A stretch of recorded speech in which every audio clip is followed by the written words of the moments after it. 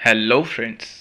एक बार दोबारा मैं आप सभी का बहुत बहुत स्वागत करना चाहूँगा आपके अपने YouTube channel MD teacher academy में।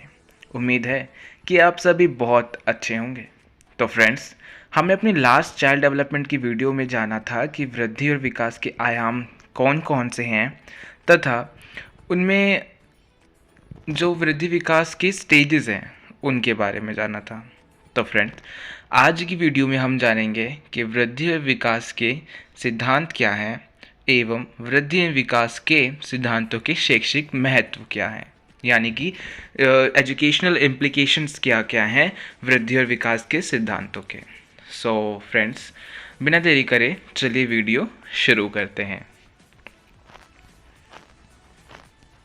तो सिद्धांत किसी भी व्यक्ति विशेष में होने वाले वृद्धि एवं विकास की प्रक्रिया के फलस्वरूप होने वाले परिवर्तन कुछ विशेष सिद्धांतों पर ढले हुए हैं।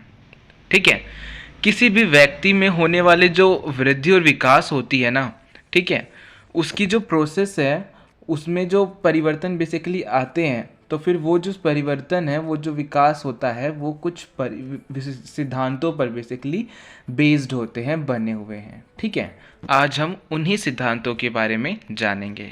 तो हमारा पहला सिद्धांत है निरंतरता का सिद्धांत। निरंतरता का सिद्धांत, जिसे इंग्लिश में कहते हैं प्रिंसिपल ऑफ कॉन्टिन्यूटी। ठीक है, इस सिद्धांत के अंतर्गत यह पता चलता है कि विकास न रुकने वाली प्रक्रिया है। यह प्रक्रिया माँ के गर्भ से शुरू होती है तथा जीवन पर्यंत चलती रहती है। ठीक है, तो फिर बेसिकली ये जो प्रिंसिपल है क्या है, ये बताना चाह रहा है कि प्रिंसिपल ऑफ कंटिन्यूटी मतलब कि जो वृद्धि और विकास, ये जो विकास जो न रुकने वाली प्रक्रिया है। ठीक है, जो विकास होता है ना बच्चे का या किसी व्यक्ति का, गर्भ से शुरू होता है और जीवन पर्यंत लाइफ टाइम चलता रहता है। ठीक है, इसमें कभी क्या कहते हैं, ये रुकता नहीं, लाइफ टाइम चलता रहता है डेवलपमेंट किसी भी व्यक्ति विशेष में। ठीक है, तो ये हमारा था पहला सिद्धांत। हमारा दूसरा सिद्धांत है वृद्धि और विकास की गति की दर एक सी नहीं रहती। Rate of growth and development is not uniform. ठीक है, विकास व्यक्तियों में जीवन पर्यंत होता रहता है, परंतु इसकी गति हर अवस्था में एक सी नहीं रहती। यह कभी कम रहता है तो कभी ज़्यादा। ठीक है, अभी हमने इस वाले फर्स्ट प्रिंसिपल से के थ्रू जाना था कि जो विकास की जो बेसिकली विकास जो है ये एक निरंतर है, निरंतर चलता रहता है। प्रिंसिपल ऑफ कॉन्टिन्यूटी के बारे में जाना कि विकास पूरी लाइफ टाइम चलता रहता है किसी भी व्यक्ति में। और इस दूसरे सिद्धांत में कहा गया है कि जो वृद्धि और विकास की गति की दर है एक सी नहीं रहती। ठीक है, मतलब कि व्यक्तियों में जो विकास होता रहता है ना, उसकी दर मतलब कि ये नहीं कि अगर मान लीजिए 18 की स्पीड से विकास हो रहा है तो 18 की ही स्पीड से होता रहेगा, ऐसा कुछ नहीं होता। ये विकास की जो दर है कभी कम होती रहती है, कभी बढ़ती रहती है। तो फिर कभी ये नहीं कि हमेशा 18 ही रहेगी, कभी 17, कभी 10 आ जाएगी और कभी 20 या फिर 22 पे भी चली जाएगी। ये क्या एग्जाम्पल के लिए था।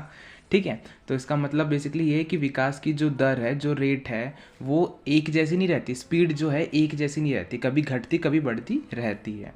ठीक है, हमारा जो थर्ड प्रिंसिपल है वो है व्यक्तिक अंतर का सिद्धांत, प्रिंसिपल ऑफ इंडिविजुअल डिफरेंसेस। ठीक है, अब इसमें क्या कहा गया है कि इसका मतलब है कि हर कोई व्यक्ति एक दूसरे से भिन्न है, अलग है, अर्थात सभी व्यक्तियों की योग्यता, क्षमता, कौशल, विचार इत्यादि में अंतर होता है।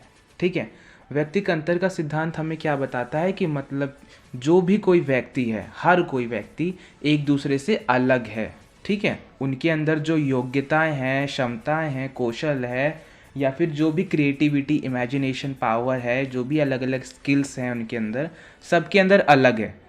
ठीक है, सबके अंदर अलग होगी, सबका बेसिकली फिजिकली सब लोग अलग होंगे, मेंटली जो सब मतलब एक तरह का परिवर्तन उनके अंदर दिखेगा, अंतर दिखेगा आपको उनके अंदर। ठीक है, अगर ये हो सकता है कि दो व्यक्ति हैं, दोनों के अंदर एक ही स्किल है, तो फिर ये भी नहीं कि दोनों के अंदर सेम क्वांटिटी में, या फिर बोलूँ कि गुणात्मक बोलेंगे उसको, तो चलो तो सेम नहीं होगी, किसी के अंदर ज़्यादा वो डेवलप्ड होगी स्किल और किसी के अंदर कम हुई होगी, ठीक है ना। तो अंतर तो देखने को मिलता है लोगों के अंदर, ठीक है। तो इसी पर बेस्ड है हमारा प्रिंसिपल ऑफ इंडिविजुअल डिफरेंसेस, यानी कि सभी के अंदर अंतर है। हमारा जो नेक्स्ट प्रिंसिपल है वो है विकास सामान्य से विशेष की ओर चलता है। Development proceeds from general to specific.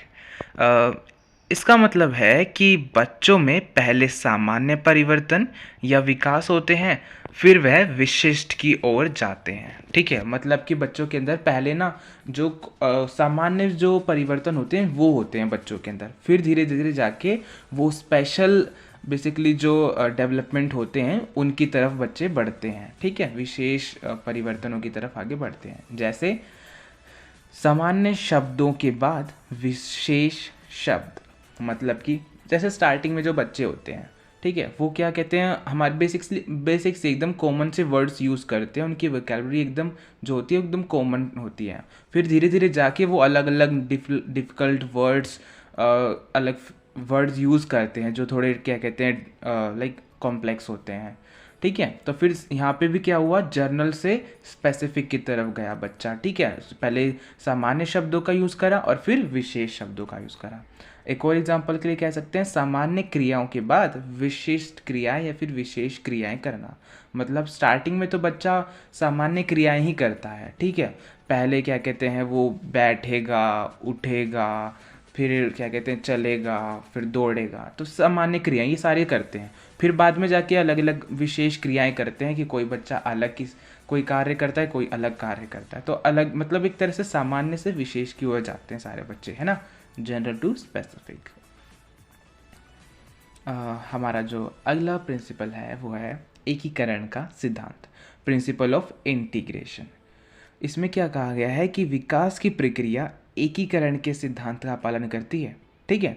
मतलब बच्चे के पहले पूरे अंग और उसके बाद अंग के भाग को बच्चा सीखता है, ठीक है।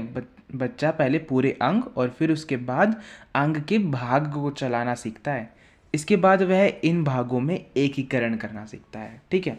तो बेसिकली इसमें क्या कहा गया है कि बच्चा जो है ना, एकीकरण का सिद्धांत जो है इसके अंदर ये बताया गया है कि बच्चा पहले जो भी बॉडी है, बॉडी का कोई भी एक पूरे अंग को इस्तेमाल करना सीखता है, फिर उस अंग के भाग को चलाना सीखता है और फिर उन दोनों के अंदर कोऑर्डिनेशन लेकर आता है, ठीक है। जैसे कि अगर मैं बताऊं एग्जांपल के लिए, एक हाथ मेरा है पूरा, ठीक है। हाथ पहले छोटे बच्चे क्या होंगे, पूरे हाथ को चलाना सीखेंगे, ठीक है। हाथ को आगे करेंगे, पीछे करेंगे, दाएं करेंगे, बाएं करेंगे, और फिर पूरा अंग उसने चलाया। पूरे अंग के बाद उसने अंग के भाग को चलाना सीखा, मतलब कि फिर हाथ को आगे पीछे कर लिया छोटे बच्चे ने धीरे धीरे। अब क्या करेगा बच्चा, उंगलियों के साथ खेलेगा, उंगलियों को आगे करेगा, पीछे करेगा, ठीक है, कभी मोड़ेगा, ठीक है, कभी किसी चीज़ को उठाने की कोशिश करेगा, ठीक है।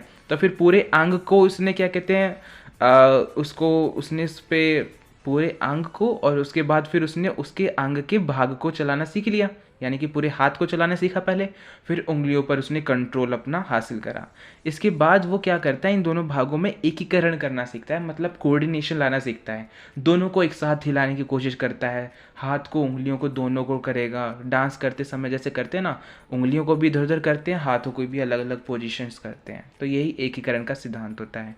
जैसे इसमें अगर आ जाएगा, हम जो धीरे धीरे जब बड़े हो जाते हैं तो हम अपनी एकीकरण का सिद्धांत पूरी तरह से पालन करते हैं। कैसे, हम लोग डांस करते हैं तो हम एक तरह से कोऑर्डिनेशन अपनी पूरी बॉडी के साथ बिठा लेते हैं। हमारी जैसे कि हमारा एक हाथ इधर गया, दूसरा हाथ उधर जाएगा, मतलब एक तरह से हम पूरी तरह डांस करें, या फिर किसी जैसे कि अगर बात कर रहे हैं तो फिर अपने जेस्चर्स के थ्रू भी कोई भी मैसेज दे सकते हैं लोगों को, ठीक है ना। हमारे हाथ में, हमारे पैर में, हमारे आँखों में अलग अलग तरह की जो ये जेस्चर्स होते रहते हैं, मूवमेंट्स होती हैं, इनके अंदर कोऑर्डिनेशन आ जाता है, ठीक है। तो यही एकीकरण का सिद्धांत है, प्रिंसिपल ऑफ इंटीग्रेशन।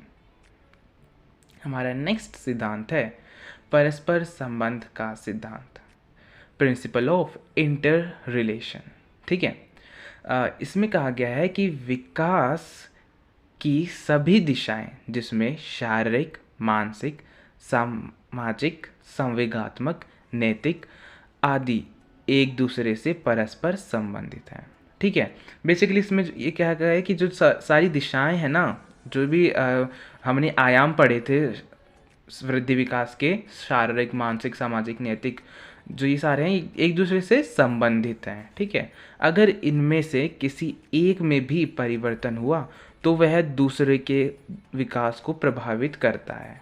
ठीक है ना, मतलब कि ये जो सारे हमारी जो आयाम बताए गए थे, जो बताए थे मैंने पिछली वीडियो में, तो इसमें बोला गया है कि जो सारी आयाम हैं, ये जो सारी दिशाएं हैं जिसके अंदर विकास होता है, अगर किसी एक में परिवर्तन होगा ना तो फिर वो परिवर्तन सारी दिशाओं को, सारे आयामों को इफेक्ट करेगा, प्रभावित करेगा वो।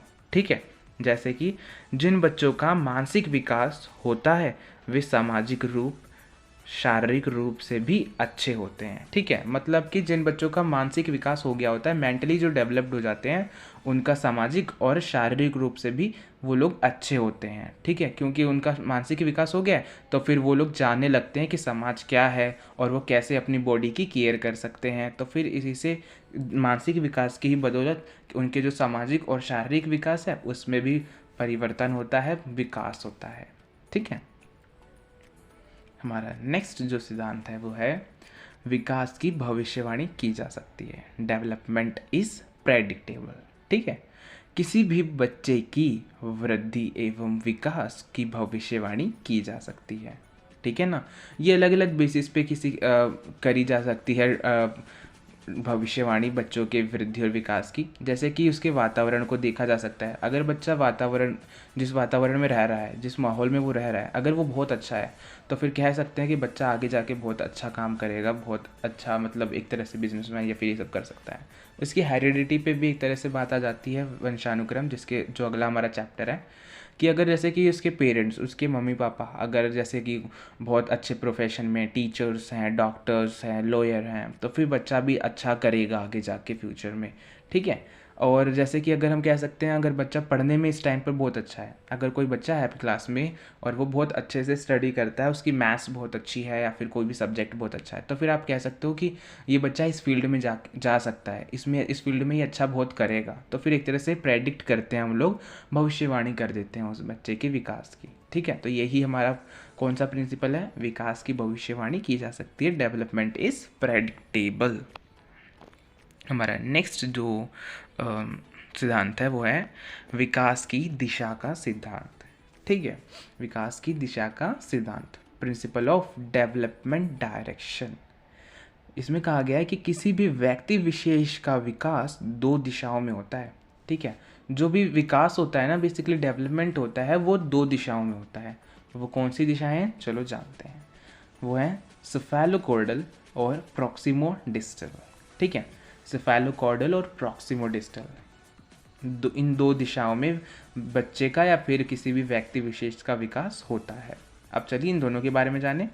बच्चे, मतलब किसी भी बच्चे का विकास जब सर से पैर की ओर होता है ना तो वो सेफेलोकॉर्डल होता है। ठीक है, जब किसी भी बच्चे का विकास सर से लेके उसके पैर की तरफ जाता है ना तो फिर वो कौन सा विकास होता है, कौन सी दिशा का सिद्धांत होता है, सेफेलोकॉर्डल होता है। ठीक है, सेफेलोकॉर्डल में आप सी को सर से रिलेट करके आप याद कर सकते हो।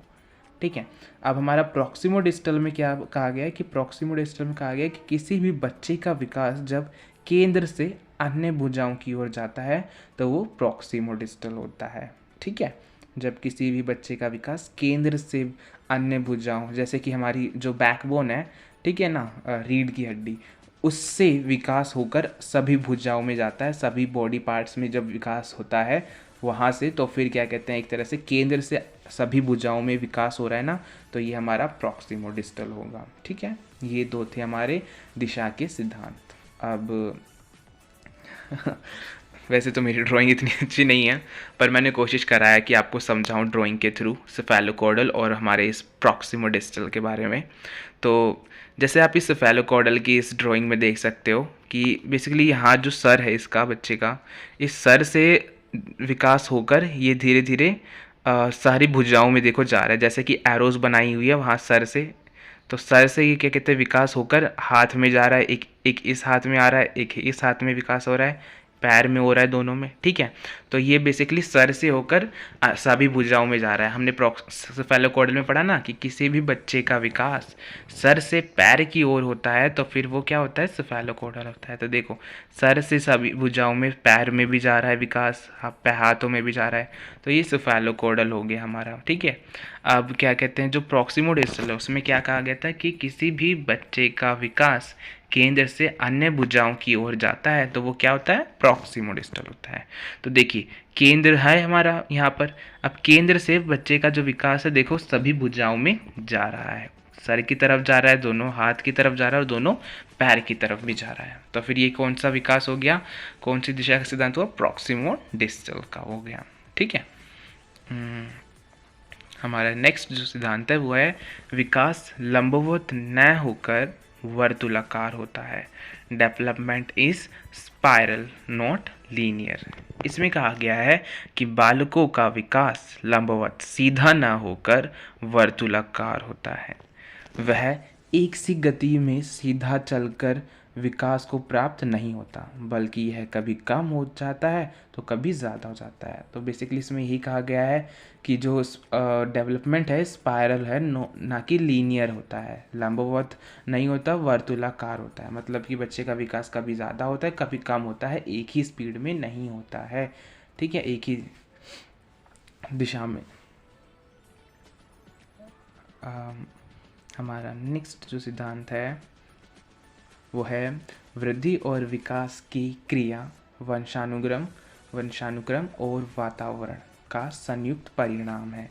Growth and development is a joint product of heredity and environment. इसमें कहा गया है कि किसी भी व्यक्ति की वृद्धि और विकास में उसका वातावरण और वंशानुक्रम पूर्णतया भागीदार होता है, ठीक है, अर्थात ये दोनों वृद्धि एवं विकास को प्रभावित करते हैं। ऑफ कोर्स अगर कोई बच्चा है, ठीक है, जैसे ही क्या कहते हैं कोई भी बच्चा है तो फिर उसकी जो वृद्धि और विकास होगी ना, वो उस क्या कहते हैं जो उसका वातावरण और वंशानुक्रम होगा उसको ज़रूर प्रभावित करेगा। जैसे कि मैंने पिछले अभी बताया था कि अगर बच्चा कहीं है तो फिर बच्चा जिस एरिया में रह रहा है, जिस पर्यावरण में रह रहा है, जिस वातावरण में रह रहा है ना, तो वो पूरा एरिया उसको इफ़ेक्ट करेगा, वहाँ के लोग उसको इफ़ेक्ट करेंगे, ठीक है। और वैसे ही अगर क्या कहते हैं उसका जो वंशानुक्रम होगा, जो उसके मम्मी पापा से उसको जो गुण मिले होंगे, वंशानुक्रम जो, ठीक है, जीन्स जो मिले होते हैं, तो वो भी उसको क्या कहते हैं प्रभावित करते हैं, ठीक है ना। तो ये था हमारा वृद्धि विकास का लास्ट सिद्धांत।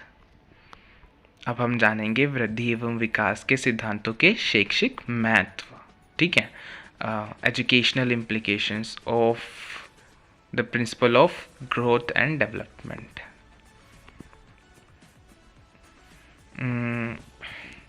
हाँ, तो बेसिकली एजुकेशनल इम्प्लीकेशंस क्या, मतलब कि हमें इन सिद्धांतों की मदद से, इन सिद्धांतों के द्वारा क्या जानने को मिलता है, हमें शिक्षा में क्या इसके महत्व हैं ये जानना, ठीक है। तो फिर बेसिकली क्या पता चलता है हमें इन सिद्धांतों के थ्रू, व्यक्तिगत अंतर का पता चलता है हमें, सबसे पहली बात तो ये, ठीक है ना। जो हमारा इंडिविजुअल डिफरेंसेस का जो प्रिंसिपल है, इसकी मदद से हमें जानने को मिलता है कि व्यक्तिगत अंतर का पता चलता है कि लोगों के अंदर व्यक्तिगत अंतर, इंडिविजुअल डिफरेंसेस हैं, ठीक है। दूसरा है वृद्धि और विकास की भविष्यवाणी की जा सकती है, कर सकते हैं। तो फिर हमें इसी सिद्धांत के जो डेवलपमेंट इस प्रेडिक्टेबल की मदद से हमें पता चला कि वृद्धि और विकास की भविष्यवाणी की जा सकती है, ठीक है ना। उसके वातावरण या फिर उसके जो उसका वंशानुक्रम है उसके बेसिस पे करा जा सकता है। एक ही जाति में वृद्धि व विकास की मापन शक्ति, ठीक है ना, एक ही जाति में वृद्धि और विकास की मापन शक्ति की मदद, ये भी जाना जाता है हमको इन सिद्धांतों की मदद से ही, ठीक है ना। फोर्थ में बोला गया है कि मानसिक, शारीरिक, संवेगात्मक, सामाजिक विकास एक दूसरे से संबंधित है, ठीक है ना। अभी तो हमने जाना प्रिंसिपल ऑफ इंटर रिलेशन, इसमें कि मानसिक, शारीरिक, संवेगात्मक ये जो सारे क्या कहते हैं आयाम है वृद्धि विकास के, एक दूसरे से संबंधित होते हैं। अगर किसी एक में कोई भी परिवर्तन आया या कोई भी एक प्रभावित हुआ तो ये सभी बाकियों पर प्रभावित होगा, परिवर्तन लाएगा। हमारा नेक्स्ट जो एजुकेशनल इम्प्लीकेशन है वो है वंशानुक्रम और वातावरण दोनों मिलकर वृद्धि एवं विकास के लिए उत्तरदायी हैं, कोई एक नहीं है। ठीक है ना। अभी हमने लास्ट वाले अपने जो प्रिंसिपल था उसी में जाना था कि जो बेसिकली जो वृद्धि विकास है उसमें वंशानुक्रम और वातावरण दोनों मिलकर भागीदारी निभाते हैं, कोई एक नहीं। तो इसीलिए इसमें हमने ये भी जानने को मिल गया कि जो वृद्धि और विकास होती है बच्चों के लिए, बच्चों की, उसमें वंशानुक्रम और वातावरण दोनों मिलकर उत्तरदायी होते हैं, उसके रिस्पॉन्सिबल होते हैं, कोई एक नहीं होता उसमें। ठीक है ना। तो फ्रेंड्स, उम्मीद है आपको समझ में आया होगा। हमने जो जो पढ़ा आज की इस वीडियो में क्या था वो बेसिकली हमने जाना कि वृद्धि और विकास के सिद्धांत क्या हैं और वृद्धि एवं विकास के सिद्धांतों के शैक्षिक महत्व। अगर आपको अभी भी कोई भी कन्फ्यूजन है तो फिर प्लीज़ आप मुझसे कमेंट के थ्रू पूछ सकते हैं। मैं कोशिश करूँगा कि जल्द से जल्द आपके उलझन या फिर जो भी कन्फ्यूजन है बेसिकली उसके सॉल्व कर सकूँ। And friends, it was all in this video. If you like this video, so please subscribe the channel, and I will see you soon with the new video. For till time, bye bye.